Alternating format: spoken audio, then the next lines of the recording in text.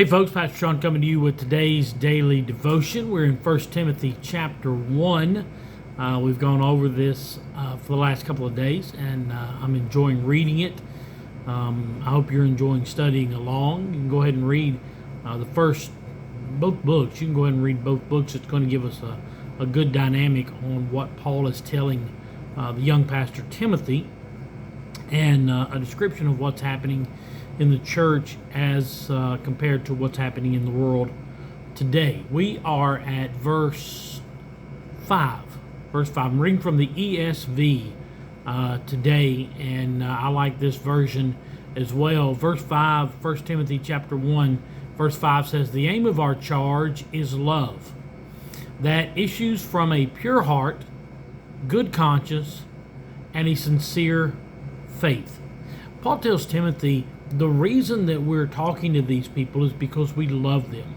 I told you yesterday that he was rebuking or charging some of the people in the church not to preach any false doctrine, not to get tied up in vain genealogies and fairy tales, fables.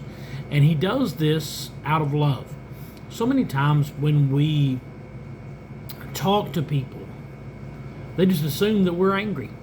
They assume that we're angry at them, that we're frustrated at them, that we are upset about something, but we have to always come to people in love because God is love. Now, it's very easy when somebody offends you, when somebody does something wrong, it's very easy to snap and rebuke them out of aggravation, out of frustration, out of bitterness, whatever the case may be. But that's not the godly way. That's not the Christian way. Paul tells Timothy, you have every right to snap these boys back, to put them in their place. And there is another place where the Bible says to rebuke them openly that all may fear. There is a time and a place for that. But Paul says, listen, these folks have gone astray. The next verse says, certain persons by swerving from these have wandered away into vain discussions, desiring to be teachers without understanding either what they're saying or the things about which they have made confident assertions. Paul says, listen, they're not heathens. They're not evil.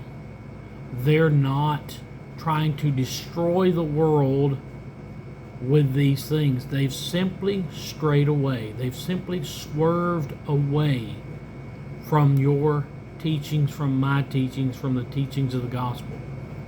Gather them back in love. There's so many times when I talk to people who have been hurt in church, and it's because they did something wrong and somebody cleaned their clock. Somebody just ripped them up one side and down the other. It happens. It does. It happens from time to time. The beauty of the thing is that those people are salvageable. They're salvageable with love. When I first came to Irwin Hill, I started talking to family and friends and various people, and they said, oh, so-and-so used to come to church here, and I'd go talk to so-and-so. And they'd been hurt about something. Well, this family here used to come here, and I'd go talk to that family, and they'd been hurt about something. But those folks are salvageable. They're in your life. They're in your family. They may be in your driveway. They're on the job with you. They're around you. They've made mistakes. They've done something that's wrong, but they're salvageable. Paul says we charge these people in love. We talk to them from a pure heart, a good conscience, and sincere faith. We can talk about that all day long. We have to have pure motives when we correct people. We have to have pure motives when we invite people. We have to have pure motives when we talk to people. That motive should always be salvation, restoration, the joy of the Spirit. All of these things have to come from a place of love. Paul says, it's great that you speak in tongues. I speak in tongues more than any of you. It's great that you prophesy. It's great that you interpret. It's great that you have all of these spiritual gifts. It's wonderful. But I show you a better way. Love. Love is patient. Love is kind. Paul says you're going to have to charge these people. You're going to have to correct these people, but do it in love. Come from a pure heart, a good conscience, and a sincere faith. I'm reading it off of my screen right here.